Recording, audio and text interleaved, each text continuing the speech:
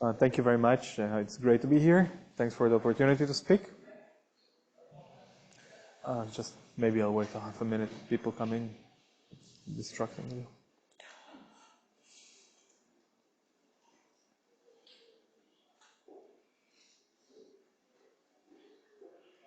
Okay.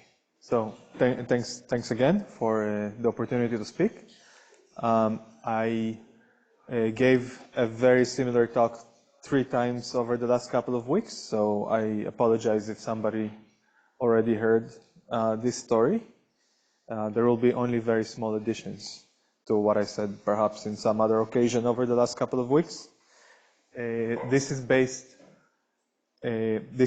on some previous work, some future work, but mostly a paper from a month or so ago with Cuomo, who is now in Princeton, and Siwei Zhang, who is my student in the, at Simon Center. The main idea that we'll try to explore is the idea that the description of quantum states with large quantum numbers can simplify by virtue of the emergence of an effective H bar, which is smaller than the original H bar in some sense. And that leads to various semi-classical limits. Of course, this idea is by no means new. This is the whole point of the quantum antibody system, to find simplifying limits in various simplifying limits when there are many particles or this and that. But we'll see some very nice examples of that today. And actually, the applications that I'm going to pursue are more along the HEP-TH. At least in the first part of the talk, I'll pursue applications more along the HEP-TH kind of set of questions, which are concerning with the scaling dimensions of heavy operators. So the state operator map allows to connect the spectrum of scaling dimensions to the spectrum on the sphere. And I'll just call the sphere sometimes a trap, just because we'll later change the sphere to some other compact geometry where you can look for the energy eigenvalues a little bit more in line with what's achievable experimentally. But anyway, the spectrum of scaling dimensions is the spectrum of some quantum system on the sphere. So one can apply the idea that at large quantum numbers, there is maybe an emergent effective description of that quantum system on the sphere, and that can be used to make predictions for the scaling dimensions of non-trivial interacting systems. By the way, if there are any questions, please stop me. The talk will kind of gradually build on ideas from familiar ideas to maybe less familiar ideas. So if there is something unclear, it would be good to stop me. So first I'll review what's known about the operators which have some certain spin, fixed spin. We'll talk about so spinning operators in conformal field theories. And then I'll make a small generalization of this question. So the first question has been studied in the literature quite a bit. I'll just review it. But then we'll see that the small generalization of this question leads to qualitatively new phenomena, including some infinite degeneracy and chirality that I'll explain. So this is and then we will guess a new effective field theory to describe such a system with huge degeneracy and chirality. And I'll show you that this effective field theory captures all the properties that we expect. And then finally, we will see that this effective field theory might have applications for actual experiments in non-relativistic systems of cold atoms. So that will be the last part. So these are the topics that I'll cover. I'll start from the review. So the question is very simple. We want to look at operators with spin J in a conformal field theory. We want to know what operators have the least possible scaling dimension, delta, for a given spin J. So if you come from the background of the ADS-CFT correspondence, you might think these are some extremal black holes. But you'll see that the story is a little different. So we are asking what are the operators with the smallest possible scaling dimension with a given spin. And via this state operator map, that's the same as asking what are the states on the sphere which have the largest possible, for a given momentum, the smallest possible energy. And the answer to that question in 2 dimensions is very different from the answer that I'm going to discuss. I'm going to discuss higher dimensions only. And there is a separate story in 2 dimensions. For example, Scott Collier is an expert on the 2-dimensional story. You can talk to Scott. I'll only explore 2+1 and 3+1 dimensions. So this is the answer that one finds in every conformal field theory that is unitary and local.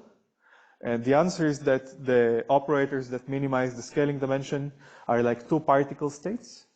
So in the sphere language, these are 2 boosted excitations, and the total energy comes from adding the energy of the first parton, so you can think about them as partons. These word lines are like some kind of partons, or like primary operators O1 and O2, which I'll call partons. And they move at the speed of light, and then you insert J derivatives appropriately, so that you get a primary operator. And then you can compute the scaling dimension of this composite, and it just behaves as if the theory is free. In every conformal field theory, even if it's strongly interacting, for large enough J, these corrections, which we know in great detail, are very small. So you get an equation that looks like you're just adding up the scaling dimension of parton 1, parton 2, and then the contribution from J derivatives. Okay, so this is the answer for the lowest possible scaling dimension of operators with some given J. These are some kind of composite operators with derivatives. Okay. This is now seen in Bootstrap and various simulations. So, okay, so this describes linear Regge trajectories. So delta behaves linearly with J with very small corrections and some intercept, which is the parton mass.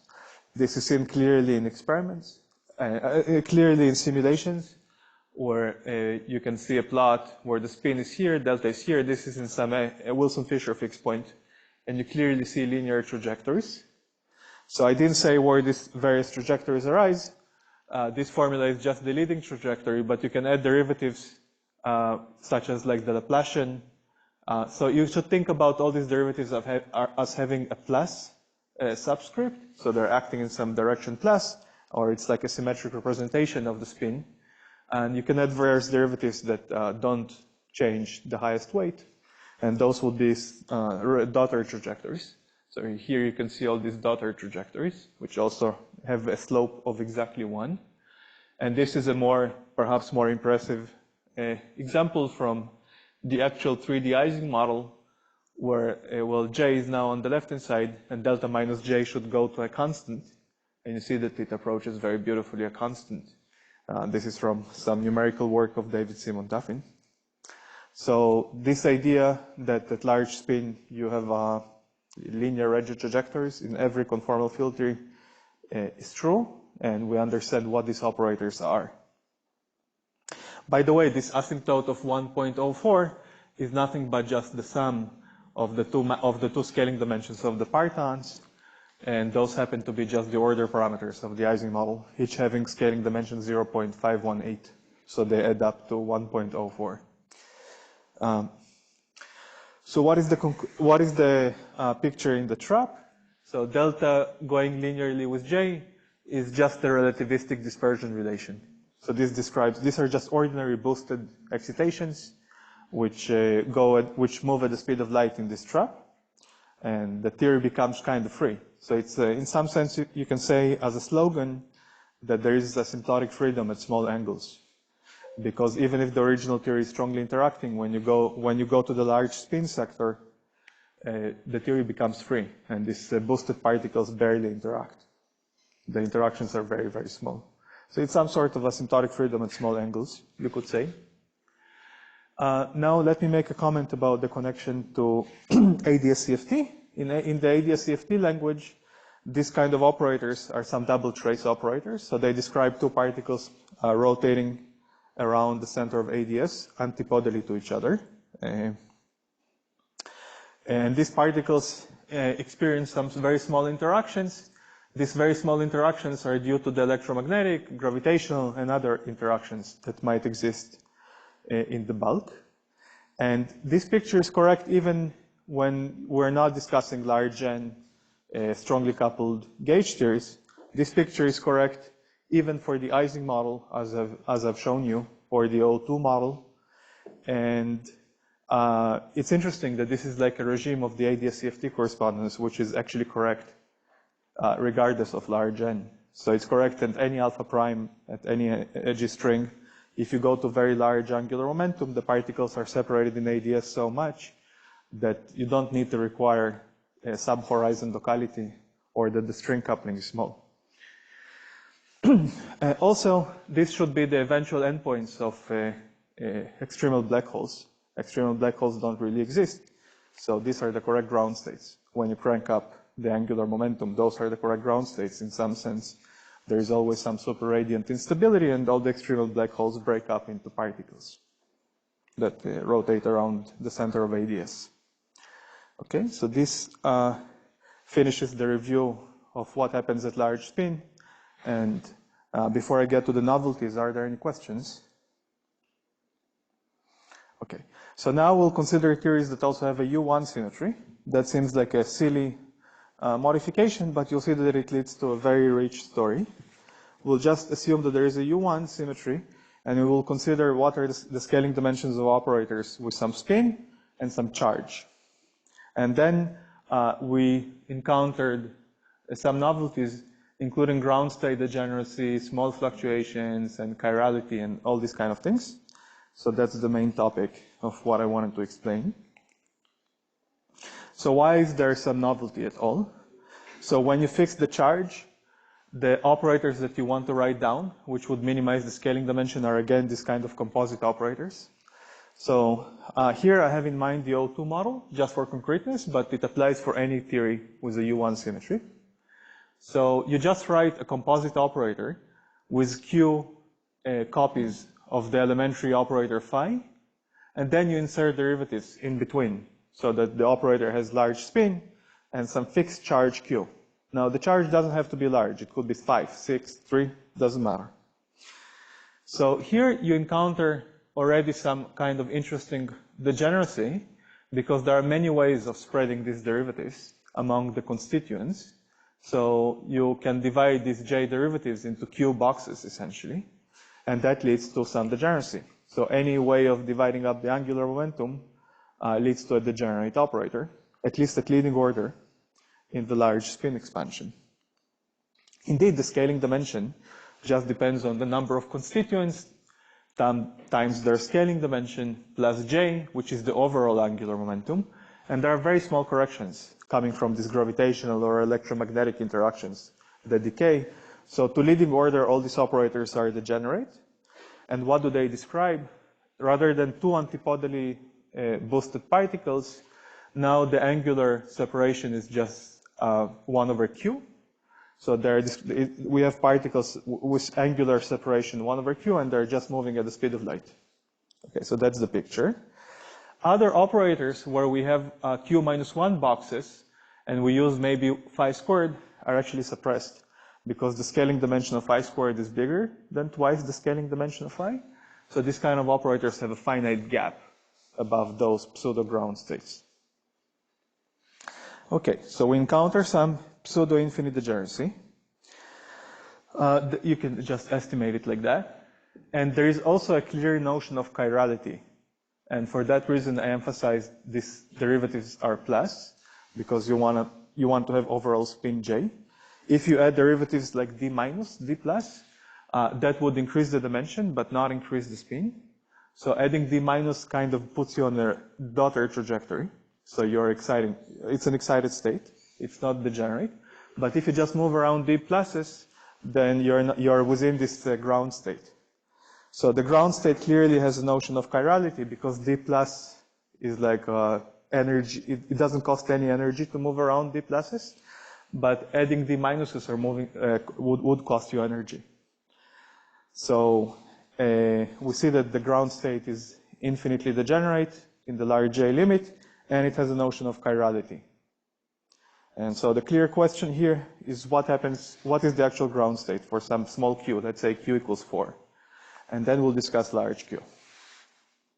So you can try to estimate the small corrections to this ground state degeneracy. The small corrections are of order q cubed over j. let me just explain how we got this q cubed over j.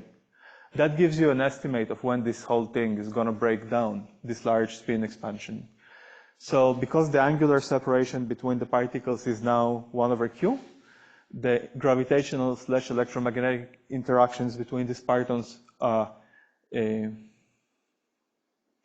this is the gravitational or electromagnetic interaction between these partons. It's 1 over j over q. And q squared is just the number of pairs. So it's a two-body interaction. So all pairs talk to each other. So you get q cubed over j from this naive estimate. So when everything that I've told you is true, it's true as long as q cubed over j is much smaller than q. So that means q squared is much smaller than j. As long as this q cubed over j is much smaller than q, we see that the corrections to this formula of j plus q delta phi are very small. So as long as q squared is much smaller than j, everything I said is true.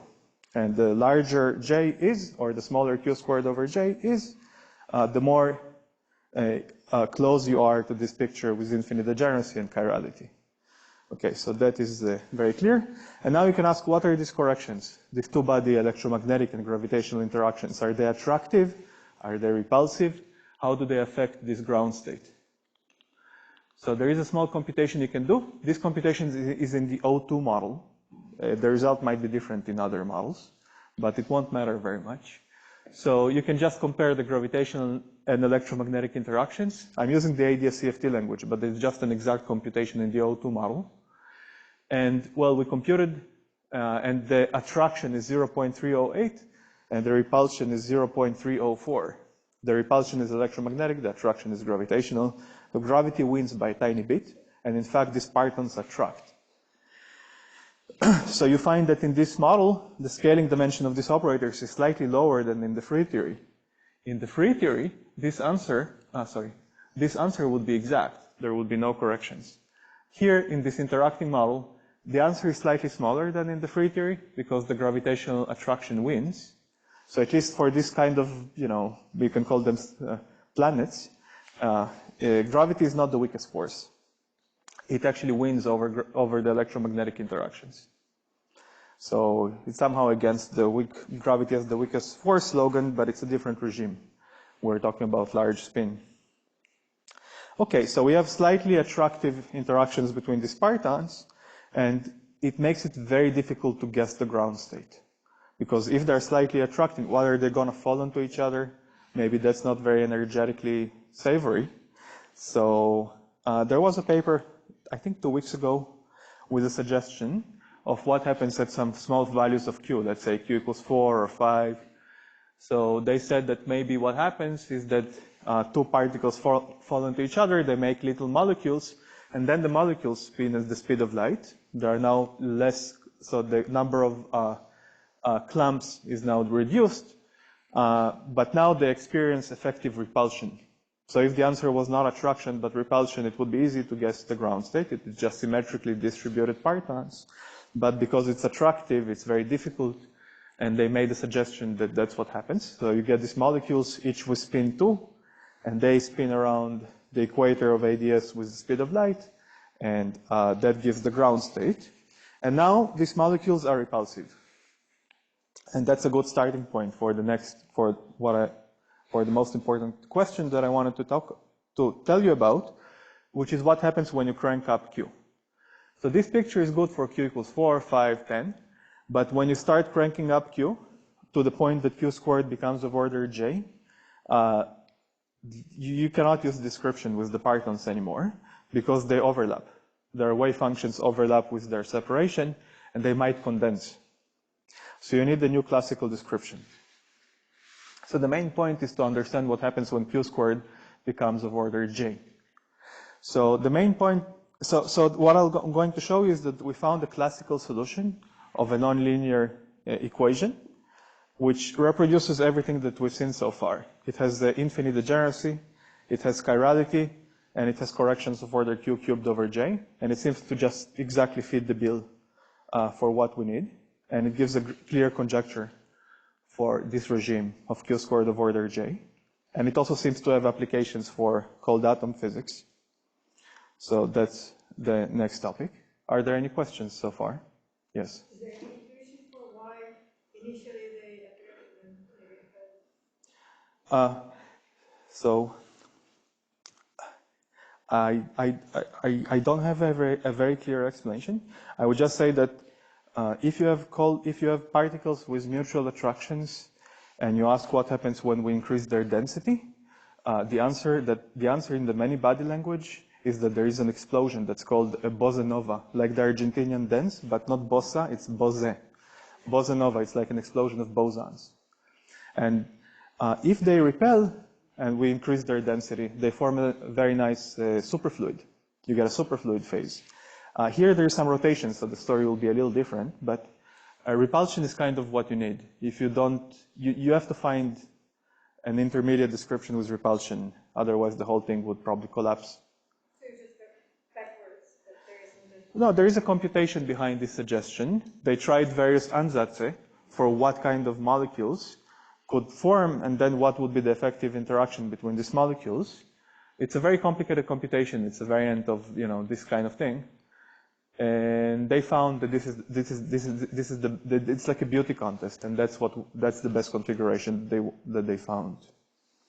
Since the degeneracy of some state, it's not repeated itself for next states. Yeah, we'll see. Yes, so there are degeneracies also among excited states, and we'll see. No, but the next excited states would be not the same way as them. Yeah, you'll see. I'll get to the excited states soon. Yeah. Are there any other questions before I move to the classical solution? Could it be alternatively the ground state just has smaller radius than the initial radius because of the interaction? No, it's on the sphere. It's on they cannot escape the sphere they're on. Okay, so there is a nonlinear effective field theory which has a solution that reproduces everything I told you miraculously, and it's not a typo. It's actually cubed. So it's of course motivated by the idea that I just told Veronica, that when there is repulsion, you form a superfluid in many situations. So we assume that the effective field theory in this trap is a superfluid with some particle number. The particle number is just q, because that's the number of particles, q, and the angular momentum is j. So we start from a nonlinear effective theory, and we look for solutions with a fixed number of particles and a fixed angular momentum. It's an elementary classical mechanics, classical field theory exercise, and there is a solution. Now, just about this cubic, why are we using this particular theory? Well, that's the conformally invariant theory of a superfluid mode in 2+1 dimensions. So if you want the equation of state to be pressure going like chemical potential cubed, you have to put cube. You shouldn't be alarmed by that, because we're working not around the origin, but around the fixed particle number and fixed angular momentum sector. So you can look for classical solutions. And we actually found an exact classical solution with the following properties. So this is the trap, it's the sphere. There is no superfluid in the blue region. There is no superfluid here, but there is superfluid in the red region. The red region has size of order q to the 3/2 over j, which we'll call delta. It's a very small parameter. And in experiment, it will be 10 to the minus 4. And then in the red region, you just have swirling superfluid. So it's like these particles just made a continuum, and it's a strip of a swirling superfluid. And this is the energy of this configuration. As anticipated, it miraculously or nicely reproduces the Regel behavior. It's linear in J with coefficient exactly 1. And then there is a correction of order Q cubed over J. And the coefficient C is the coefficient in this effective field theory. It's an unknown Wilson coefficient, but we know it for the O2 model. By now it's measured on Monte Carlo, so we actually also know the value of C. So we know the value of this correction for the ground state. So this is just the ground state of the superfluid. It forms a nice strip. Okay, so there is such a solution. The green region is a boundary layer between the region that there is a superfluid and there is no superfluid. So this is described by some boundary conditions for this mode chi. You need to impose now particle preserving boundary conditions to describe that green region. And it's a little bit fat. There is a general problem here with effective field theory, that the superfluid effective theory is valid at scales below the density, but the density goes to 0 where there is no superfluid. So it's a very subtle effective field theory where the cutoff goes to 0 near the boundary. So we call it a thickened boundary. There is a whole way of treating such a thing using the renormalization group. Okay, so this is a great solution in this domain because then it doesn't occupy the whole sphere and it also doesn't shrink to such a small. If this red region was too small, then you wouldn't be able to use effective field theory. So there is a sweet spot between these two scalings where this solution is great. And you can study small fluctuations. So let's study the small fluctuations because what I want to see is the chirality and the infinite degeneracy that we saw in the small q limit. And actually the theory of fluctuations around this solution is very weird. It's d minus pi. Pi is the fluctuation mode. So this is like Bogoliubov's theory for superfluids. If you just take the solution, you expand, and you diagonalize it to quadratic order. So instead of getting the ordinary kinetic term for the phonon or the fluctuation, we get a very strange effective field theory, d minus pi squared. And this effective field theory has lots of symmetries. It's a non-standard quadratic theory. It has symmetries that somehow appeared in the Kerr-CFT correspondence. It has left-moving scaling, left-moving shifts, and also arbitrary shifts of the phonon by any function of x plus. So there is some chiral SL2 times U1, which people sometimes call the warped conformal symmetry. And there is some shift symmetry of this phonon. I'm just telling you about this effective field theory that you find. And because it's not an ordinary kinetic term, the dispersion relation does not have an absolute value. Usually the dispersion relation is that frequency equals absolute value of momentum. Here there is no absolute value, so there are negative frequencies. But negative frequencies is not scary because n is the quantum number of angular momentum. Of course, if you reduce the angular momentum, the energy reduces. That's obvious from the get-go. If we just reduce the total angular momentum, the energy goes down. So it's not surprising that we get negative frequency modes when we excite phonons with negative angular momentum. What we should be doing is to fix the angular momentum. So therefore, we should only look at configurations where the sum over n vanishes. And indeed, if you just restrict yourself to configurations where the sum of n vanishes so that you're in the same sector with the same angular momentum, this dispersion relation leads to infinite degeneracy. Because if the sum of the right-hand side vanishes, the sum of the Fock space states on the left-hand side would vanish. So we have infinite degeneracy, and this describes arbitrary shape deformations. So when I displayed this solution to you, I was not giving you the best solution. There are actually infinitely many solutions with various shapes. So you can change the shape of this boundary in any way you want. And it moves with the fluid in a co-moving fashion. So it just swirls with the fluid like a rigid body. Okay, so this theory has infinite degeneracy and it has chirality, obviously. So it very nicely reproduces the properties that we saw before. Now you can say this is not physical. How can any physical system have infinite degeneracy? And the point is that there are tiny corrections, of course. The tiny corrections are of order delta squared, where delta was the small parameter. I'll remind you what it is. It's the width of this thing. It's q to the power 3/2 over j.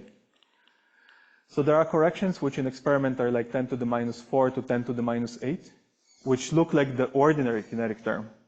And they change the dispersion relation, but only for modes with negative n, by a tiny, tiny amount. But if you are quick, you can see in your head that now any set of integers that sums to 0 will have an energy slightly above 0. Because of this correction, that's only applicable for n negative. And indeed, the gap is delta squared over r. So we get a tiny gap. But maybe going back to Arkadi's question, this is not enough to remove the degeneracy among excited states. So there is an operator that appears at order delta to the power 4, which is really small in real life. It's like 10 to the minus 10, which removes the degeneracy among the excited states. Okay, so we see that this classical solution is reproducing linear edge trajectories, infinite degeneracy, and chirality. So it captures what we see in conformal field theory. And now I'll just summarize, and I'll tell you a little bit about the applications of this effective field theory outside of the field of conformal field theories. So we call this solution the giant vortex. this swirling superfluid, we call it a giant vortex, we see that it has the same Regge slope as the large spin predicts. It has the same dispersion relation. It has infinite degeneracy. It has chiral modes. And it looks a lot like the chiral modes of Chern-Simons theory, actually, like in the quantum Hall effect. And there are small corrections that lift this infinite degeneracy of the shape deformations. Yes? I think I missed how delta scales with J, or can we determine how delta scales with J from the fact that we actually know that the degeneracy scales with J? Oh, I see. So this solution is valid. This solution is valid. I'm sorry, there was a slide in this domain. So everywhere where this solution exists, delta is small. Yes. So you kept mentioning numbers for real life. So the question is, I'll get to that now. Of course, in conformal filter, this delta is some small number. And it just gives you a qualitative picture for the large spin sector of charged retrojectors. But now we'll talk about the appearance of such an effective filter in cold atom experiments, where they do exactly the same. We'll just put particles in a fast swirling bucket, and they will undergo a very similar physical, there will be a very similar physical picture, because the fact that it's relativistic didn't play much overall so far. Yeah. Okay. So that's the next subject. It's been probably 20 years since people have been first able to put particles, condense them into a superfluid, and then put them in a rotating bucket. That's an experiment that was done, I think, in 3 groups, and they got a Nobel Prize for it 20 years ago. They rotated it initially very slowly, so the superfluid did not form something similar to what I told you. There was no gap in the superfluid density. There was no empty space. They just saw the appearance of some superfluid vortices. So that is from the 90s. More recently, we are now able to rotate these superfluids much faster. And recently, people reported that they reached the point that they can see something that looks a lot like what I was telling you about. It's a superfluid that's confined into a ring, and it's rotating supersonically. So the bucket rotates supersonically. So the terminology is that first you have vortices, then a hole opens up. So this is called the vortex lattice for obvious reasons. Then a hole opens up, and this is called the vortex lattice with a hole. And then a giant vortex appears.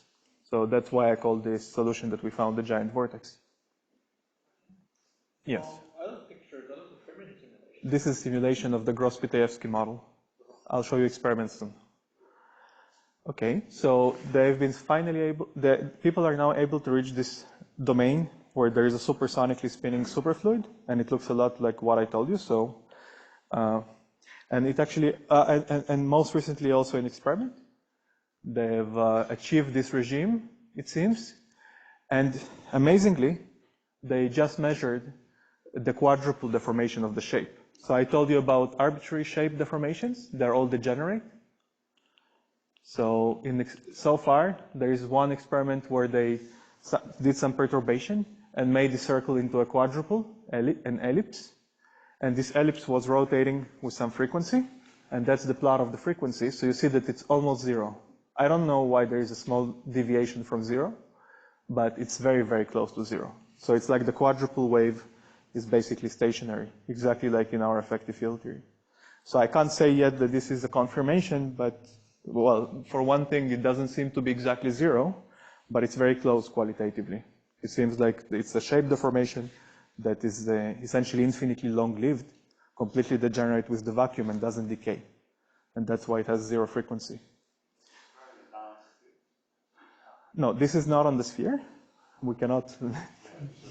So it's done in a bucket, but it doesn't matter really. It's the same effective filter with just slightly different geometry, slightly different effective metric. I'll show you the solution of the bucket problem in the last slide. It's very similar. Yeah. I get confused about how many dimensions were in the 2 + 1.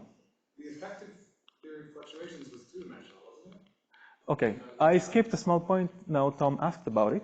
So the fluctuations of this object have modes that depend interestingly on the angular direction. So these are the shape deformations, but there are also modes that depend on the radial direction. The radial direction modes are gapped. So that's why the effective theory ended up in 1 plus 1. It's just like in the quantum Hall effect somehow, okay? The one direction disappears, yeah. So in your experimental result picture, what parts of the pulsing direction movies? What? Say. I mean, what is the giant vortex that yeah, the superfluid is the black region, and the white region is empty. So you see, it's exactly like that. It's exactly like this picture that we had.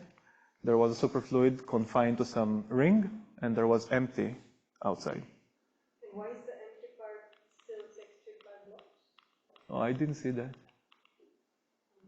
I don't see anything here.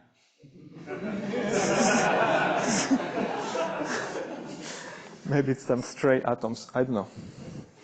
Okay, I'm just saying it looks very tantalizing. It's not confirmation yet. It's just from last year. Okay, the solution of the problem in this bucket is very similar to the sphere. You get the exact same effective field theory.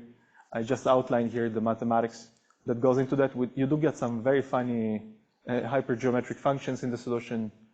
And you just go through the motion. You find the same shape deformations, and you can find the frequencies.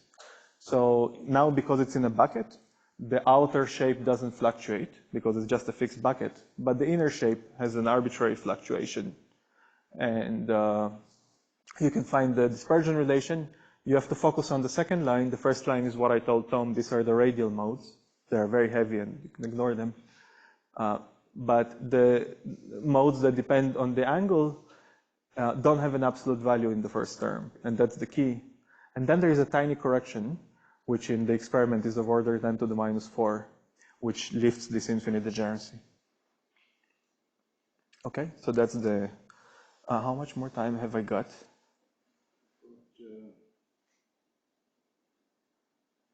Okay, so I'll just stop.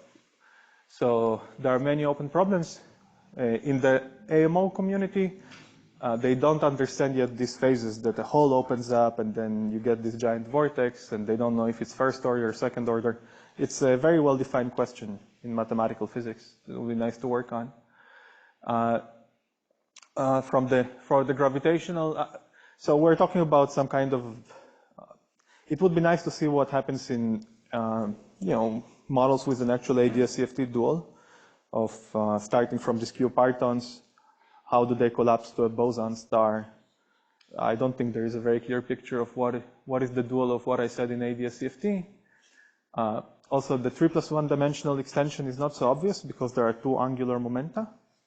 The extension to systems with several U1s is also not obvious. There are some new phenomena that appear there. And this is just a summary of the results, that we saw that there are chiral excitations in superfluids that are rotating supersonically. It reproduces the theory of a large spin. It leads to linear Regge trajectories, and it explains the ground states of some conformal field theories. We found that there is very large degeneracy and a small gap, and there are some open questions still. And there are some small effects that lift the infinite degeneracy. That's it. Thank you.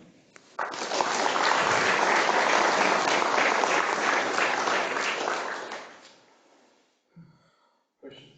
Yeah.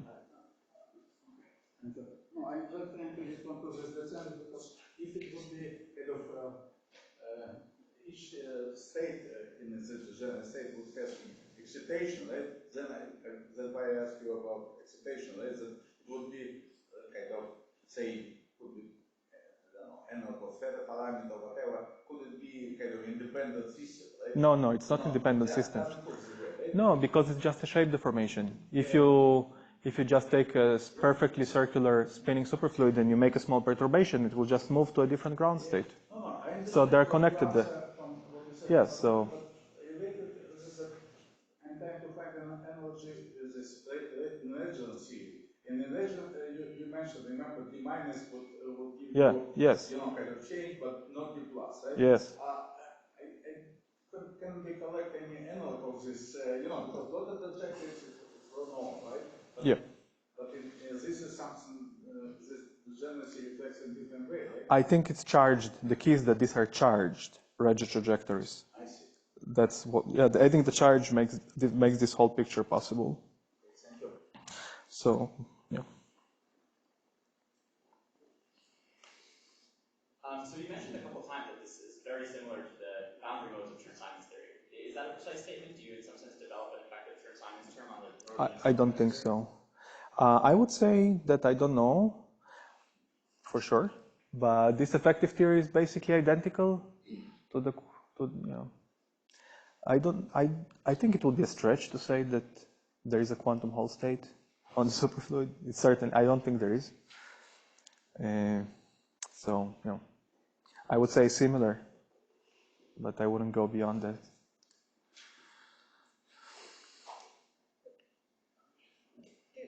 Can you also observe some topology changes? That's a great question. Yes, I see. Actually, yeah, there could be. Actually, I don't know.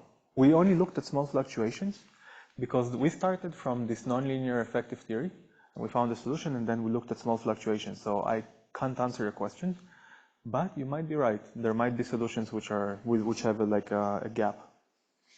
Yeah, that's an interesting suggestion. Yeah.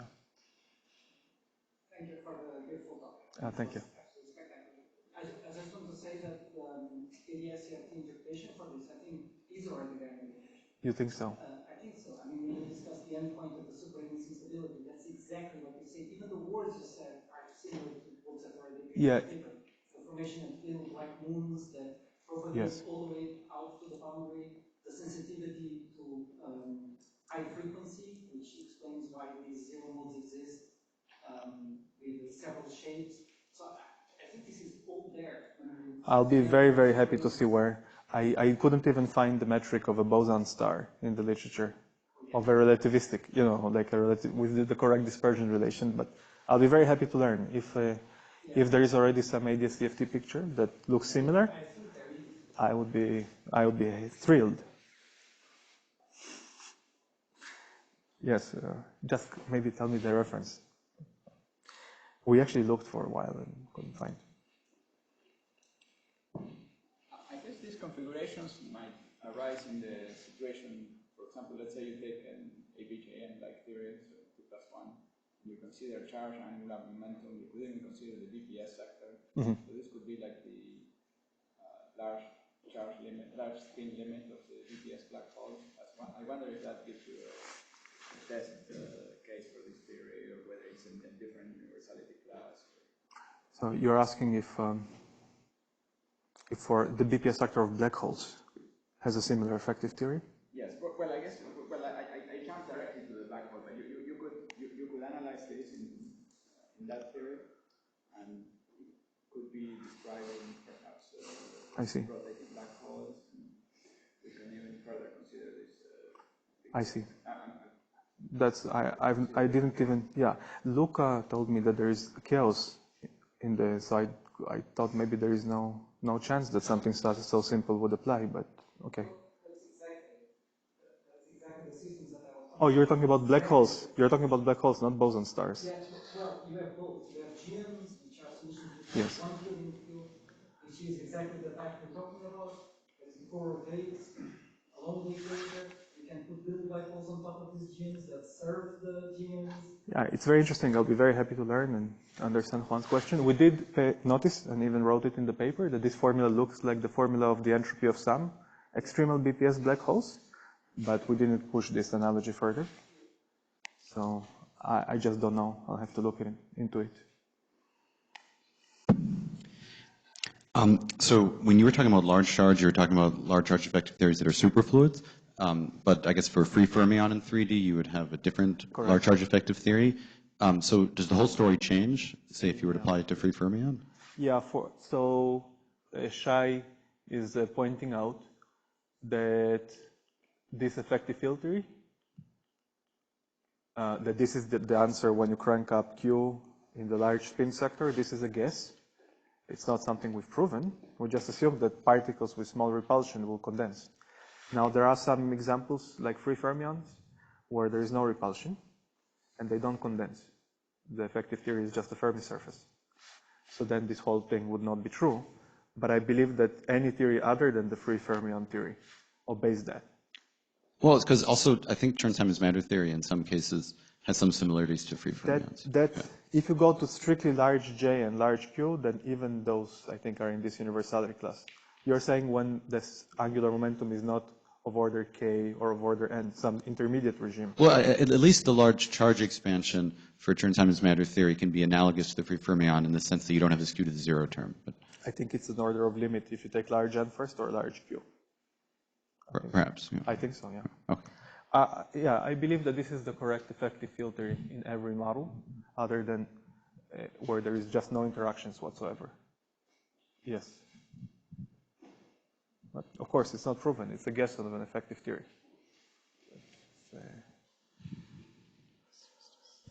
On a previous slide, you had that the entropy scaled with Q log J, if I remember correctly. But then in your effective field theory, you found that the spacing between states is polynomial in 1 over J, if I remember correctly. Yes. So how, this suggests that the entropy when, this was in the limit when J was much larger than Q squared. Right. So this suggests that the degeneracy hugely changes between J much larger than Q squared and the other one, or? I don't necessarily agree with that.